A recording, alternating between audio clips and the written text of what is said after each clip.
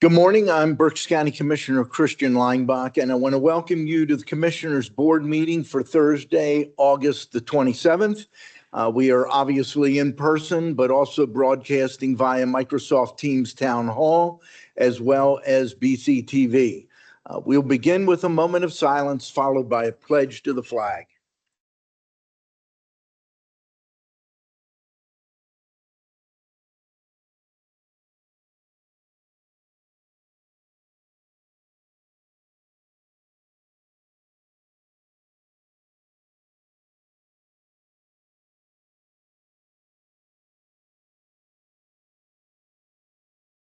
I pledge allegiance to the flag of the United States of America and to the republic for which it stands, one nation, under God, indivisible, with liberty and justice for all.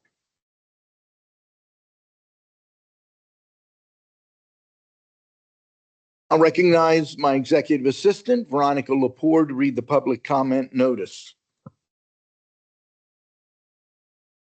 Good morning. Thank you. Public comment will be accepted in person and through the Q&A function. Please include your first name, last name, and municipality for all comments. Any comments without name and municipality will not be considered. Each citizen can submit one comment. Comment length is dictated by limitations of the platform being used, Teams Q&A. In-person comments will be accepted first, followed by comments submitted virtually.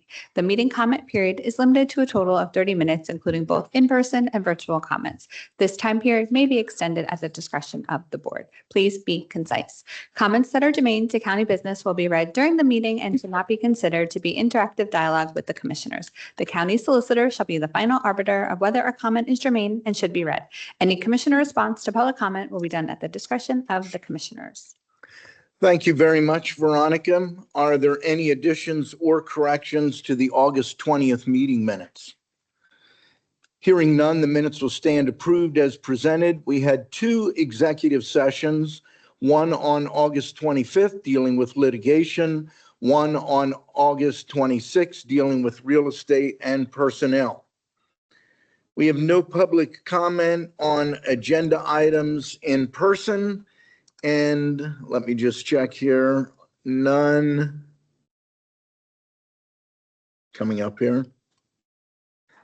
None online. So we will move right into our agenda. Item 1, authorizing under that budget, adopt a resolution authorizing 2026 budget transfers in the amount of $221,064 and 2026 appropriations in the amount of $16,489 per listing dated August 21st of 26. We have one item under Human Resources, authorize the appointment of Ryan Quinn to Law Clerk 1 in Court Administration. Several items listed under the Commissioners. Item A, adopt a resolution authorizing Daniel Haight, Chief Probation Officer, to execute the fiscal year 26-27 proposed budget for the Juvenile Probation Services Grant for July 1 of 26 to June 30th of 27. Item B, adopt a resolution authorizing Daniel Haight, Chief Probation Officer, to execute the Worker Protection and Investment Certification Form for the Juvenile Probation Services Grant.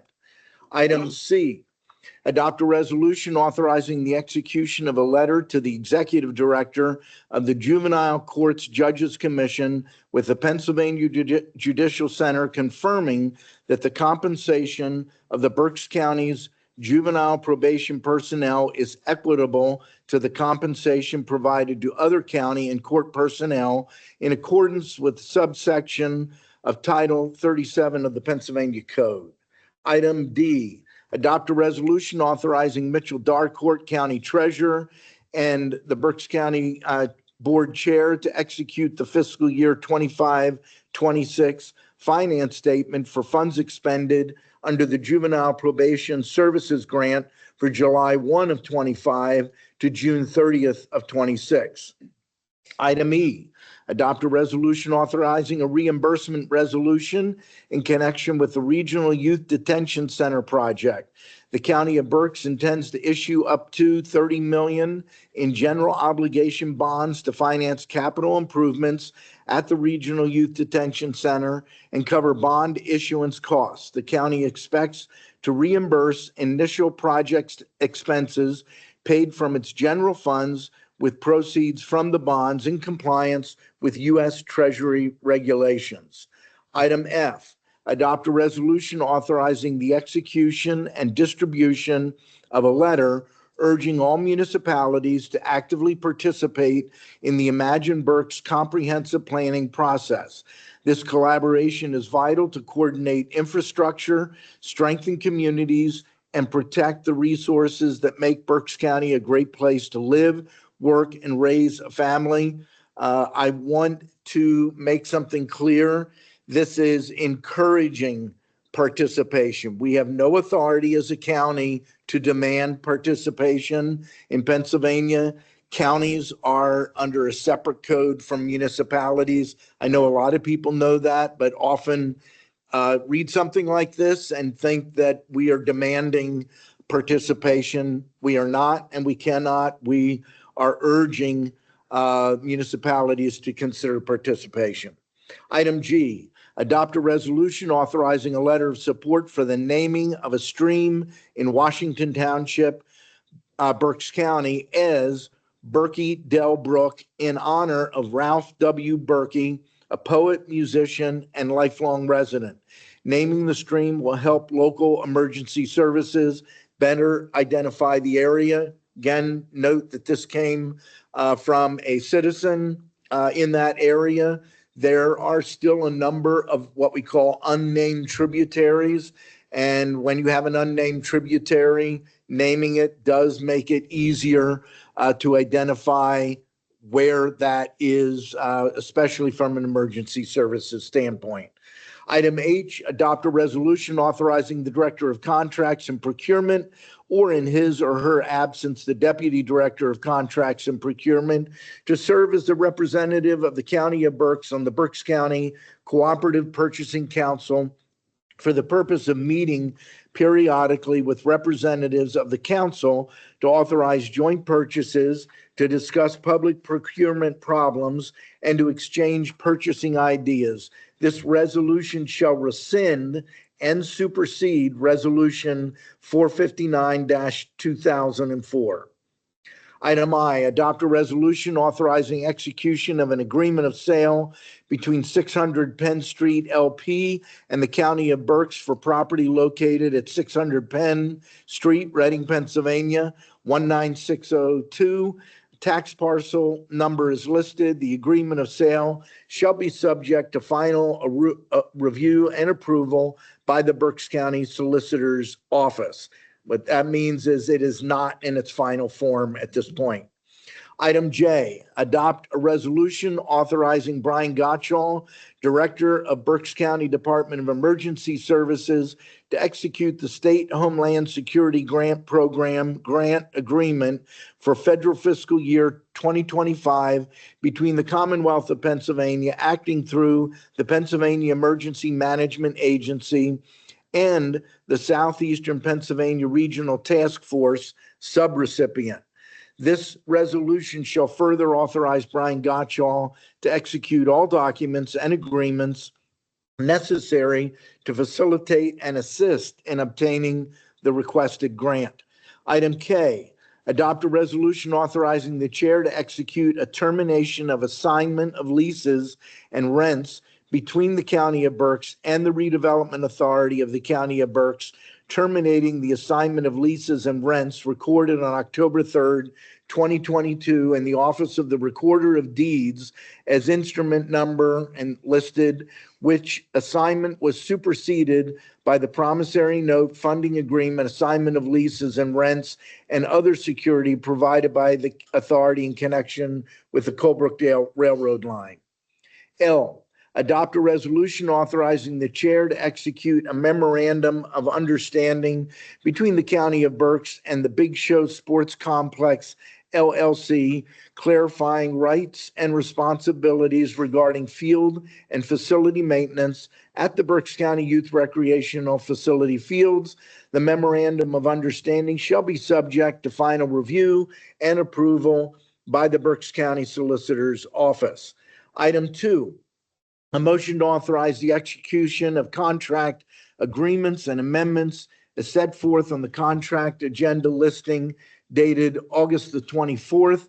There are a total of 16 contracts, one with the Berksheim, one with Career Link, 4 jointly with Children, Youth Services, and Juvenile Probation, 1 with the Commissioners, 2 with Facilities and Operations, 1 with Information Systems, 1 with the Berks County Jail, 1 with Juvenile Probation, 1 with Mental Health and Developmental Disabilities, and 3 with the Solicitor's Office. And item 3, a motion to authorize the execution of payments and electronic transfers for the week ending August 28th of 2026. Motion to approve the agenda as presented. Second. The motion has been made and seconded. Is there any discussion? Hearing none, all those in favor of the motion signify by saying aye. Aye. Aye. Opposed? The motion is carried. We'll move now to reports of our treasurer and controller, and we will begin with our treasurer, Mitch Darcourt. Thank you, Commissioner. Today, we have an opening balance of $283,317,053.67.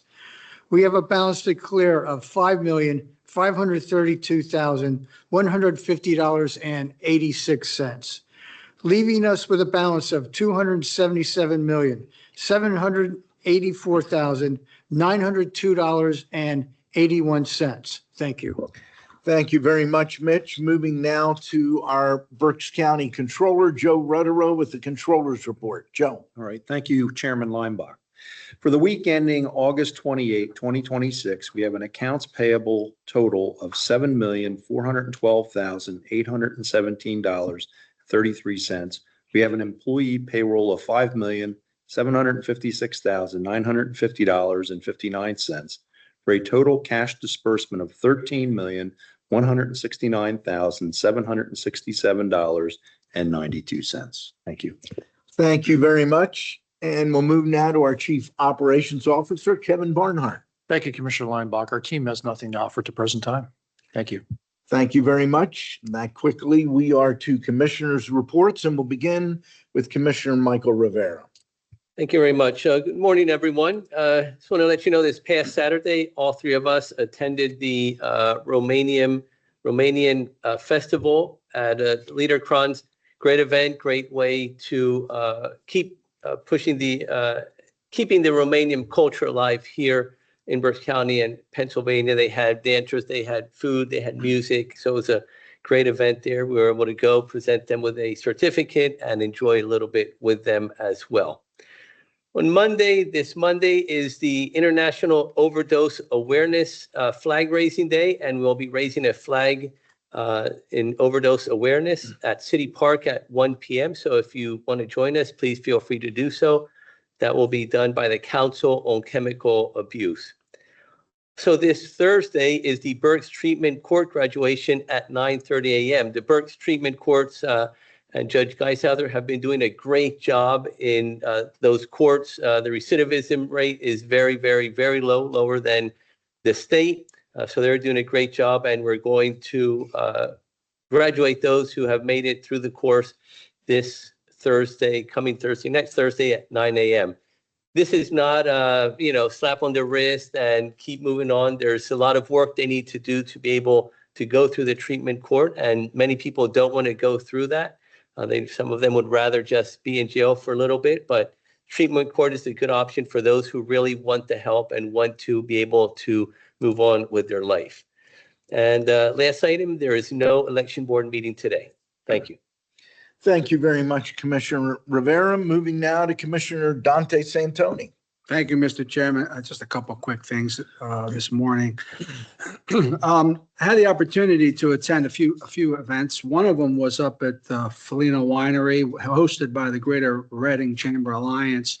and they gave a presentation as to an economic development package that they're working on. They're going to turn they obviously have a winery up there. They're going to turn it into a small Tuscan village. So they're in the process of putting that all together, and it looks very exciting, and it's going to help not only economically, but also our tourism group who did a presentation is very excited as well. So that was a great event. Also attended at Pandora Park over the weekend, Party at the Park, an event that Councilman Jamie Baez put together, a community event. And there was a lot of obviously community-oriented people there. They had a presentation for violence, people who had lost children to violence, and also just an event that the county, that the city has been doing for many years. And I want to commend Councilman Baez for getting the community involved there in the city. The last thing, Commissioner Linebaugh mentioned it, and I know that with regards to the Imagine Berks comprehensive planning process, we're sending a letter out to our community leaders throughout Berks County.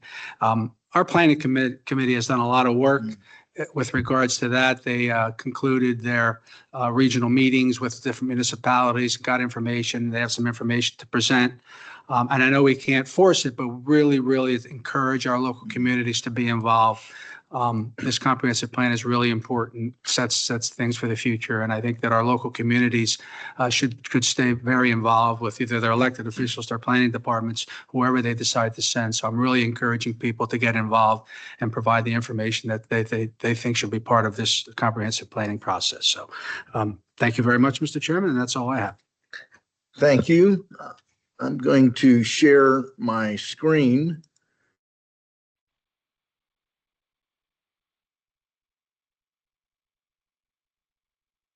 So last week,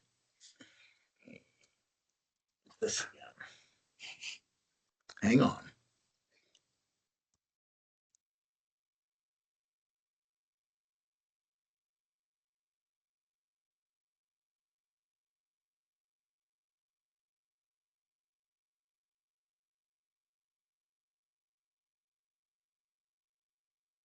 See if it still does it. No. Last week, my wife and I took our daughter and 3 grandchildren up to New York City. And normally I wouldn't share this, but I hate to admit it, at 67 years old, I'd never been to Ellis Island, and I've never been to the Statue of Liberty. I've gone past it, seen it many, many times. This was a remarkable experience. We went from the New Jersey side to Ellis Island first and learned about the process. And there's 2 things that I want to share about that process that I did not know.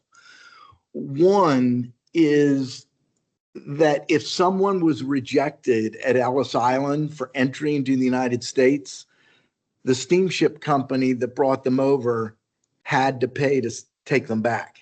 And as a result, there was an extensive immigration process that took place in Europe before people were allowed to board the ship. Medical, political, all kinds of stuff. It was fascinating to not just see the documentary, see the video, understand how massive the facility was at its peak.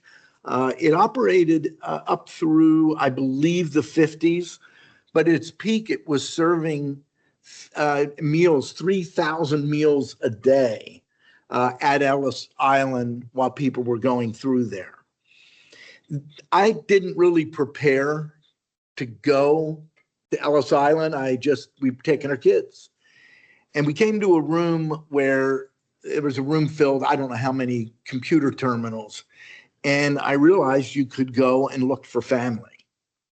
And so that's what I did. And I encourage you, if you've never done this and you believe you have relatives that came through Ellis Island, this is worthwhile. I typed in the name and you could click on whether it was an exact match or not. I did not click exact match because my relatives were from what was then the Austro-Hungarian Empire, and I was pretty sure I didn't have the exact spelling. Then you put in a date range for when you believe they were born and a date range for when you believe they died. And I immediately found my grandfather, Jan Jancik, Jancik. That's my middle name. He was 19 years old when he came over. This is the actual document that the immigration officer signed. And then here are the details. And when you look at his last place of residence, doesn't make a whole lot of sense. I've never heard of that place, but I looked it up, and it's on the Hungarian-Slovak border, which is exactly where we know he was from. We looked at his birth date relative to when I know that he passed away in 1972, and it was him, his nationality, Hungarian Slovak. Then I looked up my grandmother, Victoria Kaiser, and found it. 19 years old. Here's the interesting thing. He came over February 1st of 1906. She came over February 1st of 1907. They didn't know each other. They met over here, got married, and raised 10 children in Phoenixville, Pennsylvania. Again, I was able to get a record. I looked at this town of, I don't know how to say, Polotsk. And when you look it up on Google, that is in the region of Mihalotsa on the Ukrainian-Slovak border, which is exactly where she's from. I've been there. I visited her relatives, my relatives there. I share that to encourage you if you have family. And if you don't, go to Ellis Island. Go to the Statue of Liberty. The museums there are absolutely amazing. Our grandkids are 11, 8, and 6, and they had a wonderful time. They were standing behind me as I was looking up this information, and I pointed out these two people were your great grandmother, your great grandfather. Just an amazing opportunity. On last Friday evening, I went over to Riverfest. A lot of you are familiar that the week of 4th of July was brutal weather, absolutely brutal. A lot of stuff was canceled. We had the Star Spangled Spectacular over at the Berks County Fairgrounds. Turnout was rough during the afternoon because of the weather. And then when we did have 1,000+ people ready to go, we had to give an order for people to go to their cars and shelter in place because of a storm that was coming in. And we ultimately canceled the RSO concert, canceled the fireworks, but we had the ability to use the fireworks within the next 9 months. Charlie Bach, who is owner of Stereo Barn, but the chair of the RSO board, contacted Riverfest and said, hey, could we do fireworks as part of your celebration? They already had a drone show planned, and what you're looking at are drones. So the drone show went first. They had me speak before the drone show and the fireworks and talk about America 250, the connection to the July 4th event. I highlighted Charlie Bach and Janet Hatcher and Veronica Lepore, who were big parts of that. And there were some big posters there recognizing our sponsors that were sponsoring our event on July the 4th. I got to tell you, there were several thousand people out for this event. Fireworks were incredible.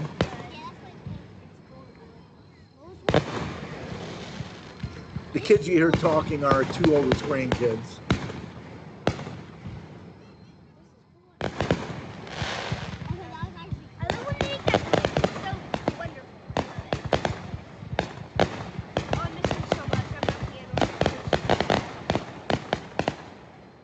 And that's not the end, that's the beginning. The fireworks, I don't know the exact time, but I think the fireworks were 20 to 30 minutes long. And multiple times you heard people, in fact, our grandson in another video I had said, well, that must be it. And then it was absolutely incredible. People really enjoyed it. And I'm glad to see that the fireworks were able to do what they were supposed to do, help us celebrate America 250. I want to end with some information on 9/11. Next 2 weeks, we will have the 25th anniversary of 9/11. What you're looking at is a brand new 9/11 memorial on the New Jersey side. It's called the Empty Sky.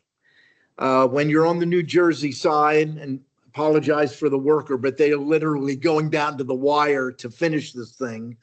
In the foreground, that is steel from one of the World Trade Center buildings. But when this is finished, by standing here and looking through to New York City, that's where the two towers would have been. And what it says is, let me bring this up. Empty Sky, New Jersey, September 11th Memorial. On the morning of September 11th, with the sky so clear the twin towers across the river appeared to be within reach, the very essence of what our country stands for, freedom, tolerance, and the pursuit of happiness, was attacked. This memorial is dedicated to New Jersey's innocent loved ones who were violently and senselessly murdered that day at the World Trade Center, the Pentagon, and Shanksville, Pennsylvania. We also went up to the foundation area of World Trade Center 1 and 2. Very, very moving. This is the second time I've been to these locations. And for me, it was kind of, I don't know how to describe it. It was a little freaky. While I was standing there, and I don't know if this will play, when you see something went wrong, that's not a good sign. Try it. A plane flew overhead.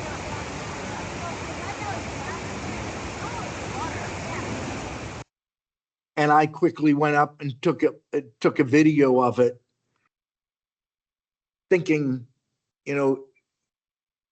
it's changed forever how you feel about a plane flying over a city after 9/11.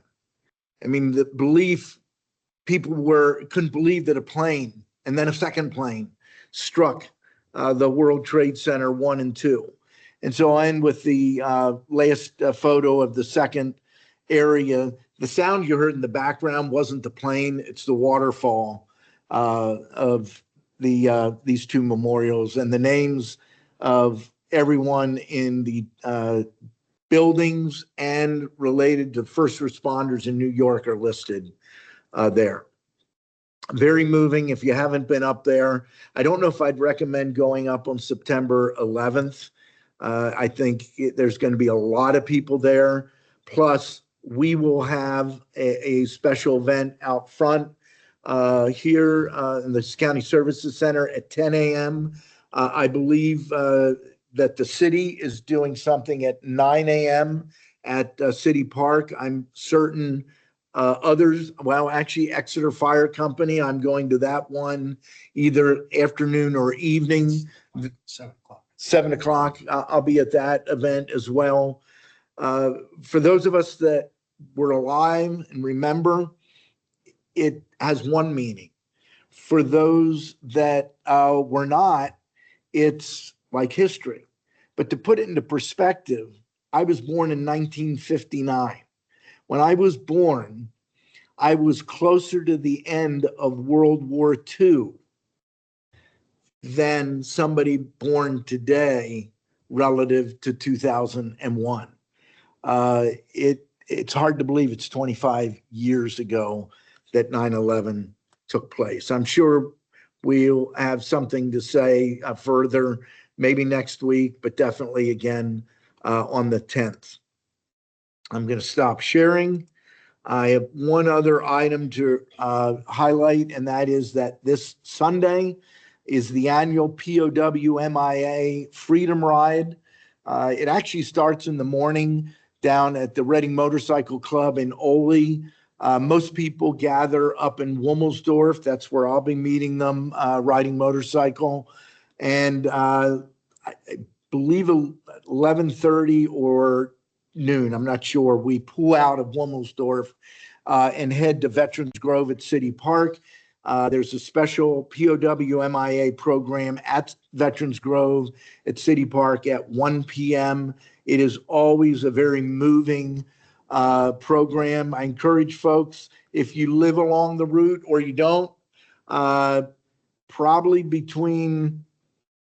sometime between 1:15 and quarter of 12 and 1:15, anywhere along 422. So 422, and it ends up being 422 business. We come through Wyomissing, West Reading, right up Penn Street to City Park. I'm always amazed the number of people that show up and are waving flags, signs. Thank you for remembering. It's a Sunday morning into the early afternoon. So feel free to come out at 1 o'clock to City Park for the special program. That is all that I have. Any comments from our row officers? I don't have anything at this time. Nothing to offer. Thank you. Okay. Public comment. We have one in person, and that is Crystal Kowalski. Why I'm missing. You have 3 minutes. If you must step to the mic. Thank you. Crystal Kowalski, Wyomissing. Good morning, Commissioners. Good morning. I would say in a predictable progression of events, we as a country are seeing ISIS power and abuse is growing. It's made possible largely by voluntary cooperation. So we can think about who's cooperating. It can be a place as small as Pottsville or an organization as large as the TSA. With Pottsville, they made a decision a few months ago to sign a 287. And since then, there's been a lot of traffic stops. And so what's happening is people are getting warned not to drive through Pottsville. If you are a person that might be at risk or might look like you are at risk, you're being advised not to drive through Pottsville. TSA, people, due to documentation, people went to the airport feeling very comfortable that they were in the process, that they were documented, and they are getting arrested. This is all partnerships working. Mark Wayne Mullins sees all of you who are willing to cooperate as partners. He says, we can't do it without you guys. I'm saying we can work together. He is actually communicating, if you don't work with us, you will be labeled as a sanctuary location and you will be punished. I'd like to remind you that sanctuary is now defined as anything less than full compliance. When this horror is all over and we the people rebuild a fair and just society, being on a sanctuary city, county, or state list may just be the most legally defensible place a government could find itself. Thank you.